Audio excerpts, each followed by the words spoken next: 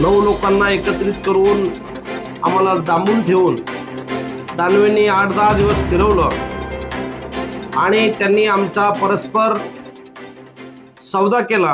जिल्हा परिषदच्या अध्यक्ष आणि उपाध्यक्षाच्या निवडणुकीत खूप दानवेंनी माझ्यावर व माझे सहकारी ललिता सुरेश सोनवणे यांच्यावर आरोप केले की आम्ही भाजपच्या संपर्कात होतो, आम्ही काही आर्थिक व्यवहार केला। परंतु मी त्याचं खंडन करतो आणि हे सर्व आरोप दानवेंचे खोटारडेपणाचे आणि स्वतः केलेल्या पापावर पांघरून घालण्याचे आहेत। आदरणीय उद्धव साहेब ठाकरे यांनी आम्हाला आदेश दिले होते की निवडणुकीपासून तटस्थ राहा आणि म्हणून हे सर्व कटकारस्थान आम्हाला 9 लोकांना एकत्रित करून आम्हाला डांबून ठेवून दानवेंनी 8-10 दिवस फिरवलं आणि त्यांनी आमचा परस्पर सौदा केला। ते सर्व आम्ही हाणून पाडलं आणि म्हणून दानवेंनी माझ्यावर आरोप केलेले आहेत। उद्धव साहेबांचा विचार आम्ही उद्धव साहेबांची जेव्हा भेट घेतली तेव्हा उद्धव साहेबांनी जो आदेश आम्हाला या ठिकाणी दिला होता त्या आदेशाचं आम्ही पालन केलं। त्यांच्या तावडीतून सुटल्यानंतर आम्ही भाजपच्या संपर्कात होतो अशा प्रकारचा दानवेंनी जो आरोप केला, आम्ही भाजपच्या संपर्कात नव्हतो तर माननीय आम्ही उद्धवजींच्या संपर्कात होतो, माननीय संपर्क प्रमुख घोसाळकर साहेबांच्या संपर्कात होतो, आम्ही मिलिंद नार्वेकर साहेब यांच्या संपर्कात होतो। त्यांना ही सर्व इतरभूत माहिती आम्ही त्यांना फोनद्वारे मेसेजद्वारे सांगितली आणि त्यावर त्यांनी आमची विनंती मान्य करून अंबादास दानवे यांनी केलेलं कटकारस्थान आर्थिक घोटाळा हा सर्व त्यांचा या ठिकाणी उलथून लावला आणि आमच्या विनंतीला उद्धव साहेबांनी मान दिला, आम्हाला न्याय मिळाला आणि म्हणून अंबादास दानवेंनी आमच्यावर बिनबुडाचे आरोप केले।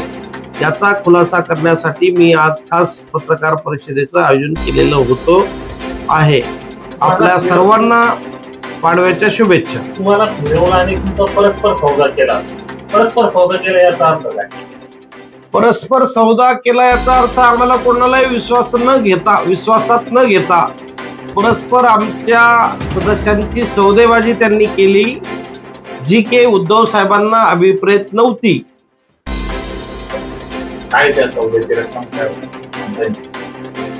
आता त्यांचा परस्पर सौदा किती झाला तो आम्हाला काही सांगता येणार नाही, परंतु त्यांनी गेली 8 दिवस आम्हाला आमचे मोबाईल काढून घेतले, आमचा सोबत त्यांचा भाऊ दिला, बॉडीगार्ड दिले, आम्हाला कोणाशी बोलायचं नाही, आम्ही कोणाशी फोनवर संपर्क साधायचा नाही, आम्हाला डांबून ठेवलं गेलं हॉटेलमध्ये आणि आम्हाला संपर्कापासून वंचित ठेवलं आणि म्हणून त्यांनी काय सौदा केला हे मला सांगता येणार नाही। तुम्ही 8 दिवस बाहेर होतात तर तुम्हाला कुठे कुठे नेण्यात आलं? आम्हाला 4-5 ठिकाणं त्यांनी बदलली। आम्हाला सुरुवातीला इगतपुरीला नेलं, त्यानंतर आम्हाला नवी मुंबईला नेलं, त्याच दिवशी परत ठाण्याला आणलं, ठाण्याला 2 दिवस ठेवलं, तिथून पुढं आम्हाला या ठिकाणी आणखी दुसऱ्या ठिकाणी नेण्यात आलं, कर्जतला नेण्यात आलं आणि कर्जतून आम्हाला थेट गोव्याला त्या ठिकाणी पाठवण्यात आलं आणि गोव्याहून आम्ही जसं छत्रपती शिवाजी महाराजांनी सुटका त्यांनी स्वतःची करून घेतली विरोधकांच्या तावडीतून, तसं आम्ही सुद्धा दानवेंच्या तावडीतून आम्ही सुटका केली, तिथून बाहेर पडलो आणि उद्धवजींच्या संपर्कात गेलो। उद्धवजींना ही सगळी इत्थंभूत माहिती आम्ही सांगितली। आम्ही कोणाच्याही भाजपच्या संपर्कात गेलो नाही, आम्ही कुठल्याही आर्थिक आमिषाला बळी पडलो नाही आणि त्याचा राग म्हणून त्यांनी आमच्यावर आरोप केले। पुढील भूमिका आमची उद्धव साहेबांच्या सोबत आहेत। उद्धव साहेबांचा विचार, उद्धव साहेबांचा पक्ष या विधानसभा मतदारसंघामध्ये राबवणं, मोठा करणं आणि परत या वैजापूर विधानसभेला एक चांगलं गतवैभव उद्धव साहेबांच्या नेतृत्वाखाली आणून देणं हीच आमची भूमिका आहे।